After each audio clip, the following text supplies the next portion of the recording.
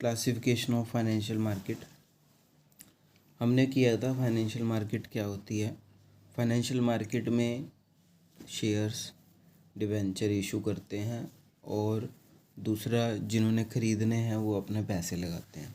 ये पूरा सिस्टम हमने पिछले टॉपिक में किया था। आज हमारा है कि फाइनेंशियल मार्केट में क्या क्या चीज़ें होती हैं। देखो, फाइनेंशियल मार्केट में ना दो टर्म होती हैं। सबसे पहला है मनी मार्केट और कैपिटल मार्केट। मनी मार्केट क्या होती है? मनी मार्केट में वो इंस्ट्रूमेंट्स आते हैं जो बहुत ही शॉर्ट टर्म के होते हैं, या मैं ये कहूँ शॉर्ट टर्म के होते हैं। Treasury bill, commercial paper, call money, certificate of deposit, ये सारे ना पढ़ने हैं एक एक करके हमने। कमर्शियल बिल ये आपने कभी शायद पढ़े ना हो, तो ये हमने आज पढ़ने हैं। दूसरा है कैपिटल मार्केट। कैपिटल मार्केट में आते हैं इक्विटी, प्रेफरेंस, डिवेंचर, ये आपने कभी ना कभी पढ़ रखे हैं।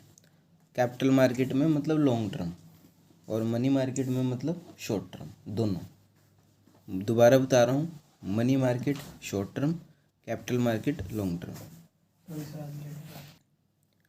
मनी मार्केट का मतलब क्या होता है? मनी मार्केट एक ऐसी मार्केट होती है जिसमें सारी ट्रांजैक्शन शॉर्ट टर्म के लिए की जाती है। नाम से ही आ रहा है मनी, मनी में मतलब लिक्विडिटी आती है।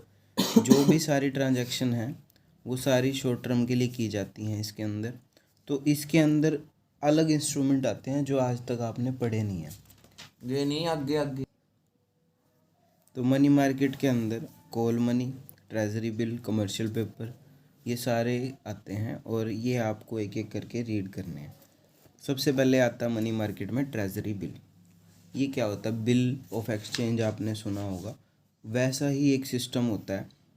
लेकिन बात आती है कि ये जो बिल होते हैं, ये गवर्नमेंट जो संस्थाएं हैं वो इशू करती हैं for 14 days, 91 days, 182 days, 364 days.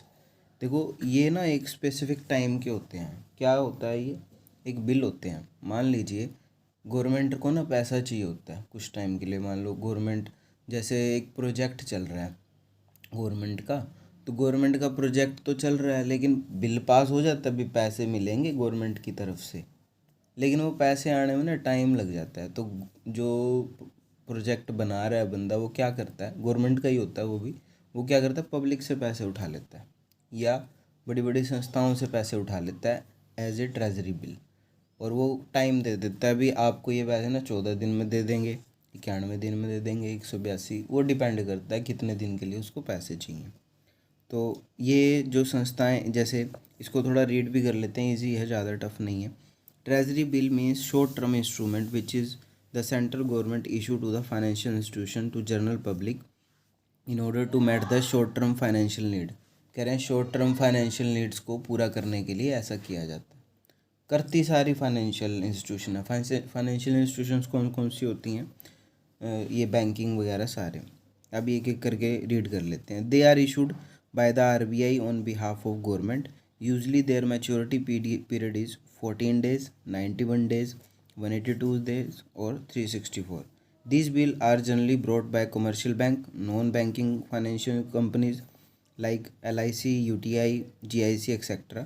Treasury bills are the highly liquid nature because the RBI is ever ready to buy them on discount। कह रहे हैं RBI जो है बाय करने के लिए इसको तैयार रहता है हमेशा, इसीलिए इसको लिक्विड कहा जाता है। डीलिंग प्रोसीजर है इसका छोटा सा। Treasury bill issued on the basis of discount determine in 2 way.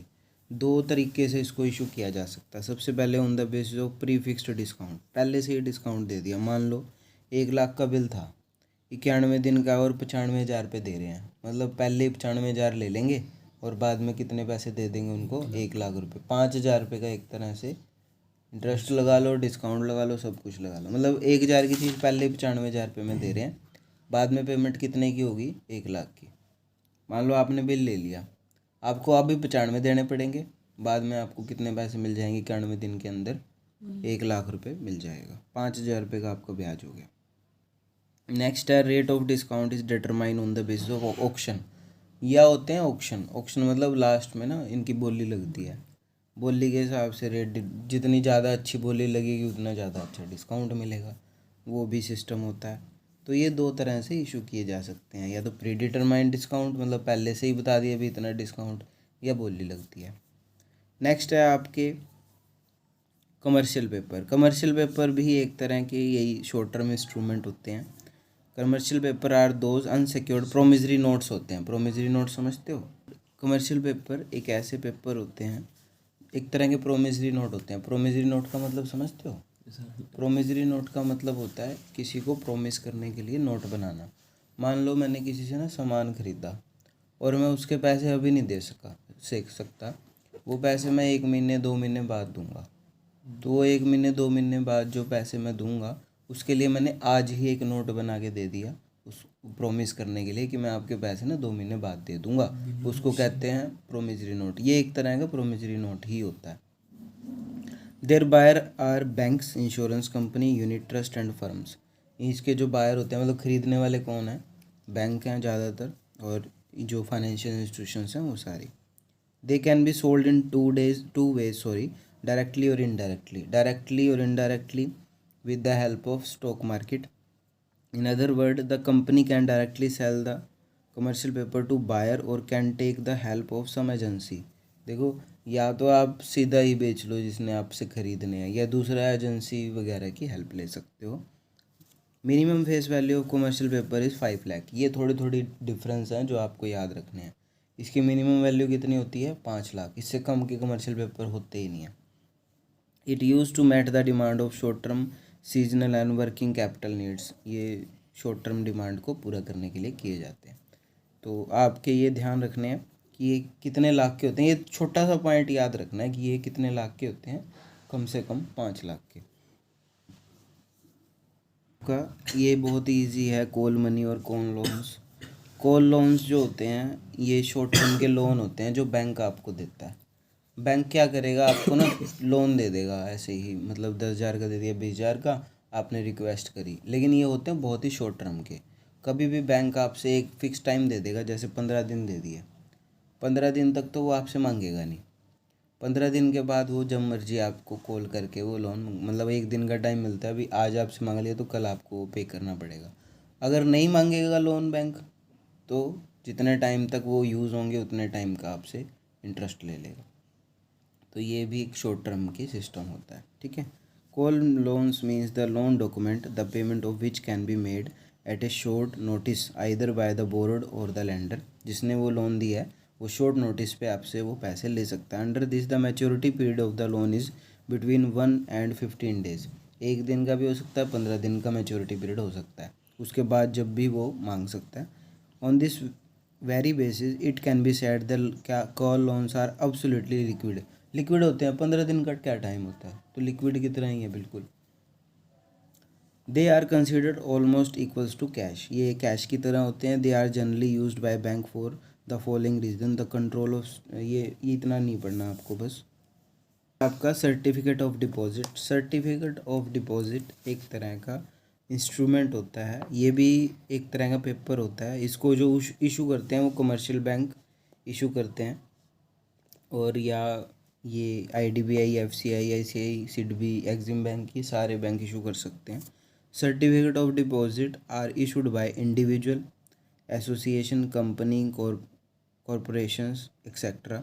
The face value of certificate deposit is 5 lakh. एक 5 लाख पहले भी थी कमर्शियल पेपर की, याद है आपको? 5 लाख पहले भी थी। An investor has got to get certificate of deposit of the minimum amount of 25 lakh. कह रहे हैं सर्टिफिकेट डिपॉजिट 5 लाख का भी होता है। और डीलिंग प्रोसीजर है, certificate of deposit are issued for period ranging between 91 days to 1 year। मतलब कम से कम 91 दिन या 1 साल का होता है। They are issued at on discount, पहले ही डिस्काउंट दे दिया जाता है। मान लो ये 5 लाख के हैं तो, या 25 लाख के हैं तो 24 लाख में इशू कर देंगे। मान लो 1 लाख रुपए का डिस्काउंट दे देंगे, फॉर एग्जांपल है। ये तो आपकी मर्जी है, अभी पूरे पैसे मिलेंगे बाद में, तो वो तो मर्जी होती है जिन्होंने इशू करने हैं। ये कह रहे हैं an investor can transfer the certificate of deposit after lapse of 45 days by the endorsement to any person. कह रहे हैं कि सर्टिफिकेट डिपॉजिट हम किसी को बेच भी सकते हैं, ठीक है। Stamp duty has been paid on the face value of certificate. एक स्टैम्प ड्यूटी भी पे की जाती है। स्टैम्प ड्यूटी मतलब एक चार्जेस होते हैं। कमर्शियल बिल जो होता है ये आपने पहले पढ़ा हुआ है कभी ना कभी। इसमें एक ड्रॉयर और ड्रॉई होता है। ये वही है बिल्स ऑफ एक्सचेंज वाला। ये भी बिल शॉर्ट टर्म का ही होता है, आपको पता है। ये भी एक तरह का मनी इंस्ट्रूमेंट होता है। इसमें भी पैसे जो हैं आ जाते हैं। जनरली 90 दिन का भी होता है, 60 दिन का भी होता है, शॉर्ट टर्म का होता है। वो डिपेंड करता है, एक ड्रॉ और ड्रॉ ही होता है। जिसको जो ज़रूरत होती है वो एक बिल प्रोवाइड कर देता है। ये तो आप एक बार अपने आप रीड करोगे, वही है सिस्टम सारा। ठीक है, तो ये आज का टॉपिक हो गया।